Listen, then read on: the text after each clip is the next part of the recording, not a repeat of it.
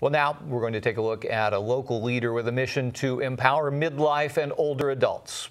Kansas City's Shepherd Center Central connects new retirees to programs, classes, and volunteer opportunities. Now I'm going to go ahead and let you come around to this side of the car before I open the door.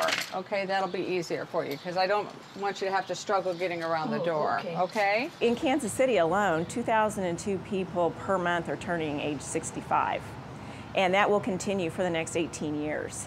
So we have this very large age wave. Our civic and social engagement is around keeping people active, keeping them learning, keeping them engaged in the community. We're all about keeping people in their homes and letting them age in place for as long as possible. Kansas City's Shepherd Center has been tending to the needs of older populations since 1972. Here at the central office across from UMKC, as well as other locations around the metro. Everything from the basics, like hundreds of Meals on Wheels they serve to shut-ins, to adventures in learning classes on topics like how to use your iPhone. But more and more, the volunteers they see coming through their doors bring with them some distinct differences. The folks that are just now retiring have a lot of education, they have a lot of expertise, and while they're ready to retire, most of them, they're not ready to completely stop doing what they're doing. So they want to use that expertise to help nonprofits or other folks in the world. What is wonderful about this group is that they're looking for something meaningful to do. That's who they are. They've always been involved and engaged in social change, economic change. And what this program likes to emphasize is they're also an amazing resource in every community. The Coming of Age program was created 13 years ago at Temple University, and over time has grown into a series of interactive 4-hour workshops called Explore Your Future, where those over 50 can begin to envision some of the places their encore life might take them. This workbook is how we do that, how we help people determine what it is that's going to be fulfilling and meaningful to them. These workbook pages, and there are dozens of them, are designed to help you figure that out.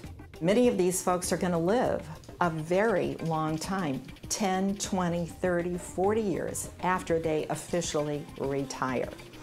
And it really helps people think for themselves. This is not about directing them in any particular direction or forcing someone to say that they want to do a particular thing. The other component of it is the workshop for nonprofit leaders, executive directors, members of boards of directors of nonprofits. It's called Capturing the Energy and Expertise of People 50 Plus. How do you do that? This is a whole new generation. I think a lot of times we're probably guilty of this as well. If you hear about a volunteer, for instance, that's been an accountant, you naturally want to bring them in to do accounting type or numbers things. But they may not be ready to do that yet. They may be ready just to come in and be.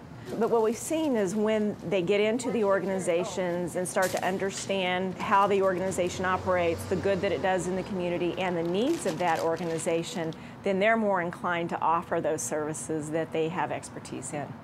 You sure you okay? Yeah, okay, okay.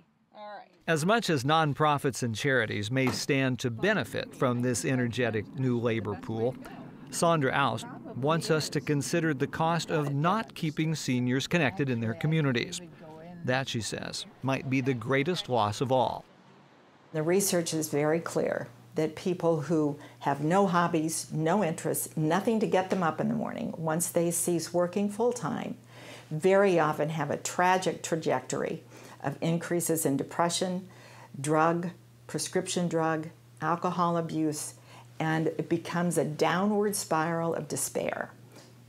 People are really looking to have a plan that's going to be meaningful, significant, is going to give them a chance to find work, whether it's paid or not, that's fulfilling, that's going to make a difference. That's who these boomers are. Yeah, good stuff.